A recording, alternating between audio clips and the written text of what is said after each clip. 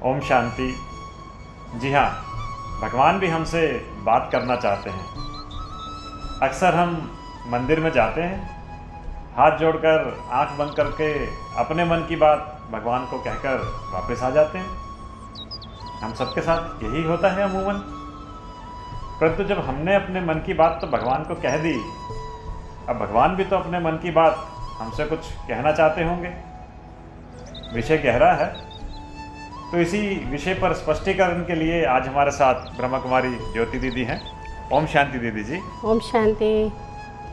तो दीदी, ये सबके साथ ही होता है कि मंदिर में गए, भगवान से अपने मन की बात करी, आंख भी बंद थी हमारी, भगवान तो हमें देख रहे थे परंतु हम भगवान को नहीं देख रहे थे।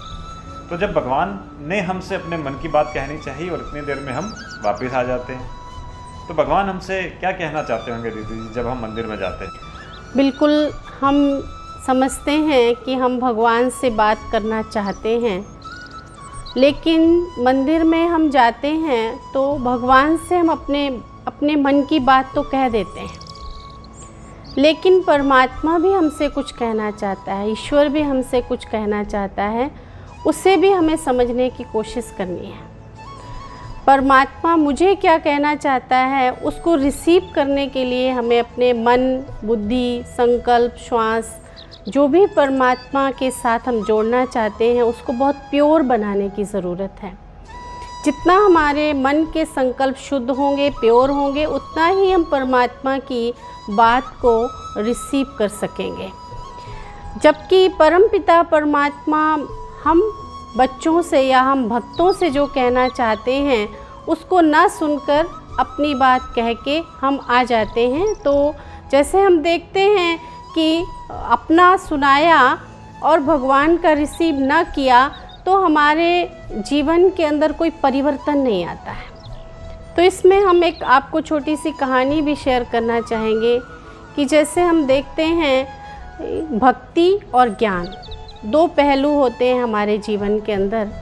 तो भक्ति हम बहुत प्यार से, दिल से, भावना से और खुशी से करते हैं, और मेरा भगवान के प्रति बहुत श्रद्धा और प्यार होता है। उसके बावजूद भी कहीं ना कहीं हम भक्ति करते करते ईश्वर के साथ वो संबंध नहीं स्थापित कर पाते हैं जिसमें हम परमात्मा की बात को सुनकर, समझकर प्रैक्टिकल कर सकें। तो ज्ञान मीन्स नॉलेज। नॉलेज हमें ये कहती है कि जो ईश्वर मेरे से चाहता है, जो हमारा पिता हमारे से चाहता है, उसको हम जीवन में अपने उतारें, प्रैक्टिकल करें। जैसे इस कहानी के अंदर स्पष्ट किया गया है कि एक पिता अपने बच्चों को कहता है कि पत्र डालकर उनको कहता है, दोनों बाहर शहर में रहते हैं, कि इस वर्ष अपने भंडारे में अनाज हमें भरपूर करना है। तो एक जो पुत्र है वो पिता से बहुत प्यार करता है, और प्यार करने के कारण जैसे ही पिता का इतने समय के बाद पत्र देखता है तो उसको बहुत संभाल के प्यार से, भक्ति जैसे करते हैं जहाँ पर, वहाँ जाकर के लाल कपड़े में लपेट के रख देता है। और दूसरा जो बेटा है, जो पत्र में लिखा हुआ है कि इस वर्ष हमें अनाज भरना है क्योंकि इसकी आवश्यकता पड़ेगी, तो वो वैसा ही प्रैक्टिकल करता है। जब पिता उनसे मिलने के लिए आते हैं तो जो बच्चा भावना वाला होता है वो पिता से बहुत प्यार करता है, तो देखता है पिता आए हैं तो उनको बिठाता है, बात करता है। तो पिता उनसे पूछता है, मैंने जो कहा वो तुमने किया? तो वो दौड़कर जाकर वो पत्र ले आता है और पिता को दिखाता है कि देखो मैंने आपके पत्र को कितना संभाल कर रखा हुआ है। लेकिन प्रैक्टिकल जो उसमें लिखा है वो नहीं करता। तो पिता को बड़ा निराशा होती है, और फिर वो दूसरे पुत्र के पास जाता है। तो दूसरा पुत्र, पत्र तो पता नहीं कहाँ है, लेकिन वो जो उसमें लिखा हुआ उसको प्रैक्टिकल करता है। तो इसको कहते हैं ज्ञान। माना जो प्रैक्टिकल में हमें कहा जा रहा है, जैसे हम शास्त्र, वेद, उपनिषद पढ़ते हैं, उसको हम पढ़ते हैं बहुत प्यार से और फिर उनको लाल कपड़े में लपेट कर रख देते हैं। पिता क्या कह रहा है, पढ़ा और लपेट कर अच्छे से प्यार से उनको संभाल कर रख दिया, लेकिन प्रैक्टिकल जीवन में किया नहीं। इसको कहते हैं भक्ति। तो भक्ति और ज्ञान दो चीज़ें हमारे सामने हैं। तो ज्ञान माना प्रैक्टिकल जीवन में परमात्मा की शिक्षाओं को उतारना और उसका आज्ञाकारी बन कर के रहना, तभी हम परमात्मा की बातों को अपने जीवन में उतार सकते हैं और वो भी हम परमात्मा की भी बात को समझ सकते हैं और परमात्मा भी हमें जो कहना चाहते हैं वो हम रिसीव कर सकते हैं। जी दीदी, तो भक्ति और ज्ञान में जो फ़र्क आप बता रहे हैं, तो प्रेयर और मेडिटेशन ये भी दो शब्द हैं कि मंदिर में हम गए, हमने भगवान के आगे प्रेयर करी, अपने प्रार्थना करी, और एक वर्ड आता है मेडिटेशन। तो इन दोनों में क्या अंतर आता है दीदी? एक है प्रेयर और दूसरा है मेडिटेशन। प्रेयर शब्द तो हम बहुत समय से सुनते आ रहे हैं और करते भी आ रहे हैं। प्रेयर के अंदर क्या होता है कि हम परमात्मा से फरियाद करते हैं कि ये कर दो, ये दे दो, भगवान जी मेरी मन की ये इच्छा पूरी कर दो, पुत्र दे दो, धन दे दो। बहुत तरह तरह से हम भगवान को रिझाने की कोशिश करते हैं, कुछ मांगते रहते हैं, कोई ना कोई आश उसके आगे रखते रहते हैं। और परमात्मा तो पिता है, कहीं ना कहीं वो भी हमें वो प्राप्तियां कराता रहता है। बस इसी अनुसार श्रद्धा से हम चलते रहते हैं। तो प्रेयर के अंदर फरियाद और मेडिटेशन है याद। हाँ, ये बड़ा अच्छा शब्दों का कंट्रास्ट बना कि याद और फरियाद। एक में याद है, दूसरे में फरियाद है। Okay, this is good. तो मेडिटेशन मीन्स कनेक्शन, भक्ति मीन्स वन वे ओके, और मेडिटेशन माना टू वे। कैसे दीदी? भक्ति में हम भगवान के आगे गए, जो हमने कहना है वो उसको कह दिया, उसने सुना नहीं सुना, रिसीव किया, वो उससे हमें कोई लेना देना नहीं। वही बात जो अभी हम कर रहे थे कि मंदिर में हम गए, बिल्कुल मन की बात अपनी आंख बंद करके कह कर आ गए, तो that was one way communication कि हमने तो कह दिया। ओके। और मेडिटेशन मीन्स कन्वर्सेशन, उसको भी सुनना और खुद की भी सुनाना। जैसे एक पिता पुत्र प्यार से बात करते, लेन देन करते, जैसे फ्रेंड्स आपस में बात करते हैं, तो उस रीति से अपने मन की बातों को कहकर हल्का होना और उसका सुनकर के प्रैक्टिकल करना, इसको कहते हैं मेडिटेशन। जैसे इसमें हम एक कहानी भी ऐड कर सकते हैं, सुन सकते हैं कि एक बच्चा था, वो पेड़ के नीचे बैठकर भगवान से बातें किया करता था और वो गाय चराता था। तो उसकी गाय चरती थी तो वो कहता था कि देखो भगवान, मेरी भी गाय चर रही हैं और हम भी आपकी गायें हैं और हम भी आपसे बातें कर रहे हैं, ज्ञान ग्रहण कर रहे हैं। तो अपने दिन भर की जो भी कहानी है बड़े दिल से प्यार से बैठकर, जैसे एक दोस्त से करता है, ऐसे वो भगवान से अपनी सारी बातें सुनाता था और भगवान भी बहुत खुशी से प्यार से उसकी बातें सुनता था और बहुत खुशी होती थी कि कोई तो बच्चा है जो हमें अपना समाचार सुनाता है। तो ऐसे ही एक दिन वो मन में बोल रहा था, तो एक वहाँ से पुजारी जी, पंडित जी गुजरे, तो उन्होंने उसके पास जाकर पूछा कि बच्चे तुम क्या कर रहा हो, थोड़ा ऊंचे लहजे में कहा। तो उसने कहा कि मैं तो भगवान से बातें कर रहा हूँ। तो पंडित जी ने कहा, अरे ये भी कोई तरीका होता है भगवान से बात करने का? मैं तुम्हें सिखाता हूँ भगवान से कैसे बात की जाती है, क्योंकि तुम तो अनपढ़ हो ना, तुम्हें तो कुछ पता नहीं है। तो वो भी भोला सा होता है और सोचता है शायद मैं नहीं जानता हूँ। तो वो कहता है हाँ जी आप बताइए। तो वो उनको 2-4 श्लोक सिखा देते हैं रटे हुए संस्कृत के, जिसमें कुछ शब्द वो बोल पाता है, कुछ नहीं बोल पाता है। तो इस रीति से उसको कहते हैं कि जाओ मंदिर में और भगवान के आगे श्लोक बोल करके आना। ऐसा कह के उन्होंने उस बच्चे को भेजा। तो बच्चा भी डेली रूटीन में वैसा करने लग गया और ये देखकर पंडित जी को बड़ी खुशी, और भगवान को आकर कहते हैं आज मैंने आपका बहुत बड़ा कार्य किया, एक बच्चे को भगवान से मिला दिया। तो उसी समय मंदिर से एक मूर्ति से आवाज़ आती है कि तुमने मिला नहीं दिया, लेकिन मेरे बच्चे को मुझसे दूर कर दिया। अच्छा। तो कहने का मतलब है वो बड़े वंडरफुल तरीके से देखने लगा कि अरे मैंने तो बच्चे को अच्छी बात सिखाई, लेकिन भगवान जी कह रहे हैं कि दूर कर दिया, इसका क्या भाव है? तो कहने का मतलब उसको ये फील हुआ कि ऐसा क्या। तो उसको ये स्मृति आई कि अरे ऐसा मैंने क्या किया। तो भगवान जी ने कहा कि वो बच्चा रोज़ मेरे से बात करता था, मेरे को अपनी मन की बात सुनाता था, सारा समाचार सुनाता था, लेन देन करता था। लेकिन जब से तुमने उसको ये श्लोक सिखा दिए, वो एक ही श्लोक रटा रटाया बोलता है और चला जाता है, ना मेरी सुनता है और ना अपने मन की बात कहता है। तो इसी तरह से भक्ति के अंदर हम लोग रटी हुई चीज़ें बहुत खुशी से, प्यार से, दिल से भगवान के आगे बोल तो आते हैं, लेकिन भगवान मुझे क्या कहता है या हम उससे अपने मन की बात जो करना चाहते हैं, जो दिल ओपन करना चाहते हैं, वो नहीं कर पाते। तो मेडिटेशन के अंदर हम वो सब कर सकते हैं। तो 1 वे और 2 वे का दीदी का कंसेप्ट तो क्लियर हुआ। अब हमें भगवान से बात करनी है तो फ़ोन कनेक्शन किसको मिलाएं? क्या फ़ोन नंबर है? या आजकल तो वाईफाई का ज़माना है, तो वाईफाई में क्या उनका डायलिंग नंबर है? कैसे बात करें भगवान से? बहुत सुंदर बात आपने कही कि हम दुनिया में, क्योंकि आजकल ज़माना फ़ोन का है, वाईफाई का है, कनेक्टिविटी भी बहुत ज़रूरी है गॉड के साथ, और जब चाहें तब कनेक्ट कर लें। तो परमात्मा पिता से कनेक्ट होने के लिए एक बहुत अच्छा तरीका है कि हम उन्हें भी फ़ोन मिला सकते हैं, और परमात्मा से फ़ोन मिलाने का नंबर है 001। ये क्या नंबर हुआ दीदी? 001 मीन्स हमें अपने आप को भी सोल कॉन्शियस होकर के बैठना है। आत्मा बिंदी है और परमात्मा भी ज्योति बिंदु है। ओके, तो 2 बिंदु, 10 आत्मा का, 10 परमात्मा का, और 1 मीन्स हमें एक के साथ ही कनेक्ट होना है। ओके। उस 0 के साथ ही कनेक्ट होना है। तो 00 डायल कर 1 से कनेक्ट होना मीन्स 001।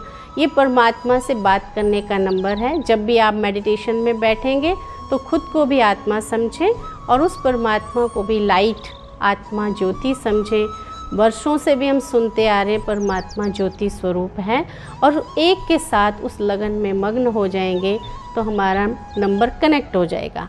लेकिन जब हम उसके साथ कनेक्ट हों तो हम और किसी को अपने फ़ोन में ऐड ना करें। अच्छा, तो आजकल तो दीदी जैसे दुनिया भर में करोड़ों लोग भगवान को एक समय पर याद करते होंगे, तो बहुत सारी फ़ोन लाइंस भगवान के पास पहुंच रही हैं, तो किसी की लाइन एंगेज होती हो कभी, ऐसा भी हो सकता है?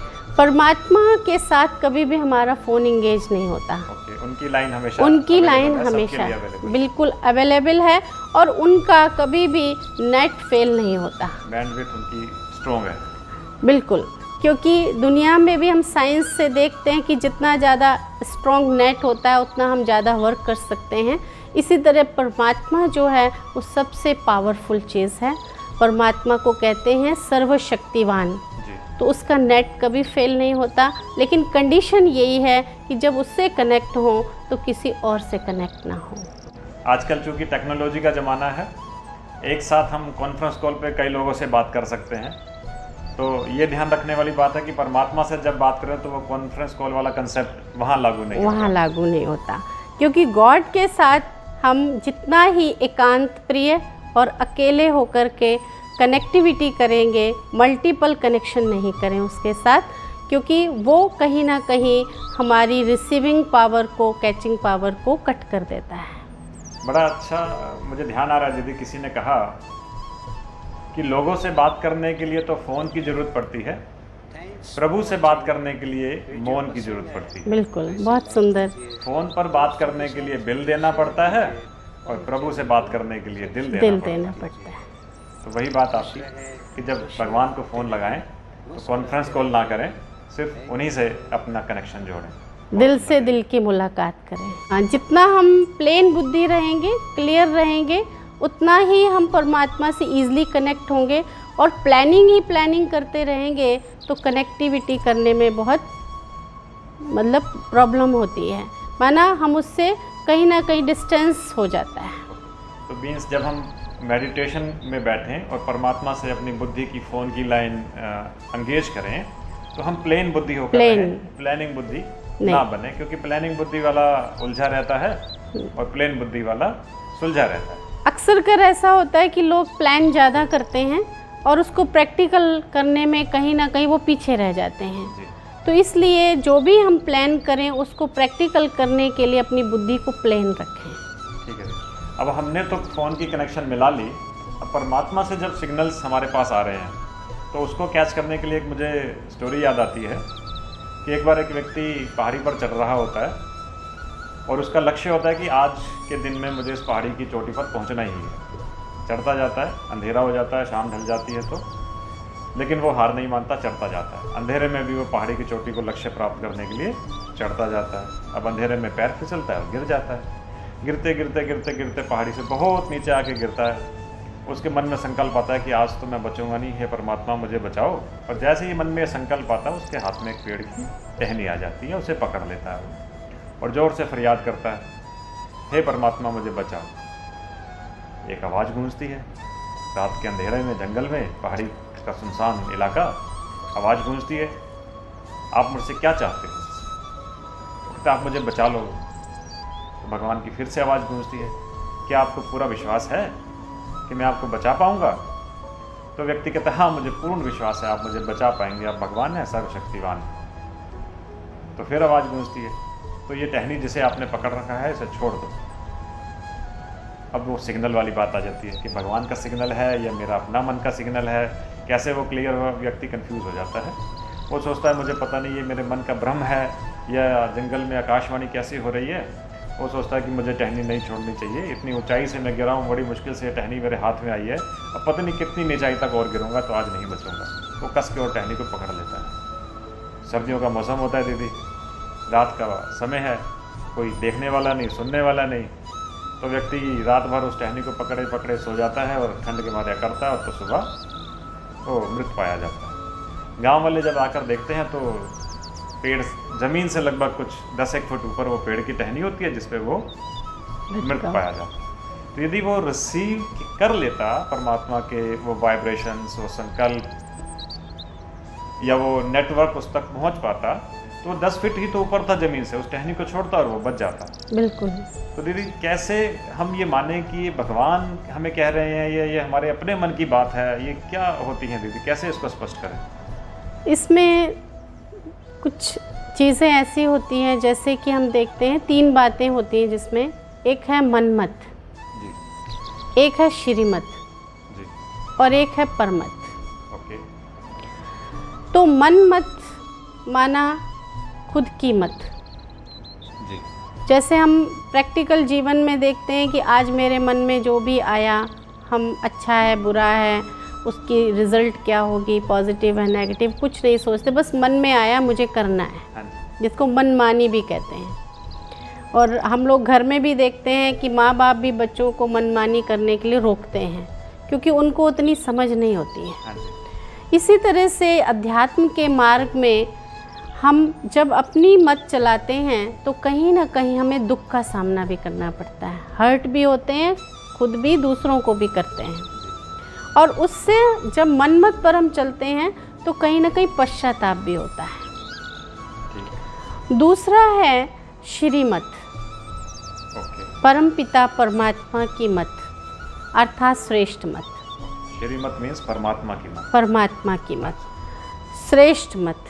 और परमात्मा की मत पर जब हम चलते हैं तो जीवन रूपी हमारे इस यात्रा में लाइन बिल्कुल क्लियर होती है।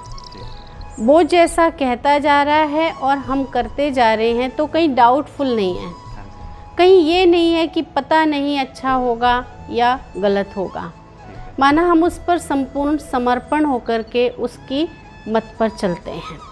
और जब हम उसकी मत पर चलते हैं तो उसकी रिज़ल्ट होती है खुशी, प्राप्ति, और दूसरों को भी हम देने की भावना उसमें रखते हैं और दूसरे भी हमसे प्राप्ति महसूस करते हैं। हाँ जी, और इस श्रीमत पर चलने से हमारे मन में कभी भी पश्चाताप नहीं होता, थॉट नहीं चलते। ठीक, ये अंदर संकल्प आता है कि सफलता मेरा जन्म सिद्ध अधिकार है, सफलता हुई पड़ी है, और बिल्कुल निश्चिंत होकर के हम आगे बढ़ते हैं। जैसे एक बच्चा अपने पिता के साथ होता है तो उसे किसी का भी डर नहीं होता दुनिया में, हाँ जी, उसको पता है कि मेरा पिता मेरे साथ है। ठीक बात, उसी तरह से श्रीमत हमारे जीवन में काम करती है कि परमात्मा अगर मेरे साथ है और हम उसकी मत पर चल रहे हैं तो ये कार्य हुआ ही पड़ा है। ठीक बात, और तीसरी होती है परमत।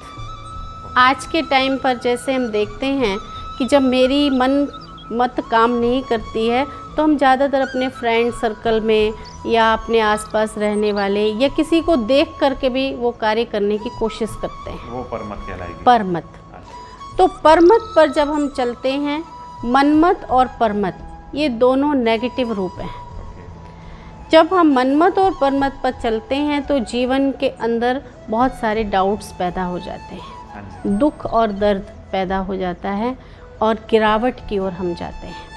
परमत कभी भी हमें ऊंचाई के शिखर पर नहीं ले जा सकती। ठीक। उसमें हम नकल करने की कोशिश करते हैं, उसमें हम दूसरे के कहने पर कार्य को करते हैं, तो हमें ये पता ही नहीं होता है कि इसमें सफलता है या असफलता है। तो इसलिए दोनों ही चीज़ें हमारे लिए प्रॉब्लम खड़ी करती हैं और ईश्वर की मत हमारी लाइन को क्लियर करती है। बहुत अच्छा बताया दीदी। परमत, मनमत और श्रीमत यानी श्रेष्ठ मत। तो परमत में और मनमत में उतनी सच्चाई और उतनी गहराई नहीं होगी जितनी श्रीमत में होगी। सो थैंक यू दीदी जी, बहुत बहुत धन्यवाद आपका। आपने इतने गहरे विषय को इतने सरल शब्दों में आज समझाया। मैं समझता हूँ हम सब के लिए जीवन में बहुत उपयोगी होगा कि हम इस अंतर को जानें कि हम परमत पे चल रहे हैं, मनमत पे चल रहे हैं या श्रीमत पर चल रहे हैं। और सभी अपने जीवन में कुछ ना कुछ समय हम निकालें परमात्मा से फ़ोन की लाइन कनेक्ट करने का। बड़ा अच्छा दीदी ने आज हमें नंबर बताया कि जब भी परमात्मा के साथ हमें बात करनी हो 001 हम डायल करें। 0 मीन्स पहला 0 आत्मा का, दूसरा 0 परमात्मा का और फिर एक की याद में ही हो जाना, यानी लगन में मगन हो जाना। तो इसके साथ थैंक यू वेरी मच आप सबका। फिर मिलेंगे एक नए सब्जेक्ट के साथ, एक गहरे विषय पर सरल शब्दों में समझने के साथ। Thank you very much. ओम शांति। ओम शांति। ओम शांति।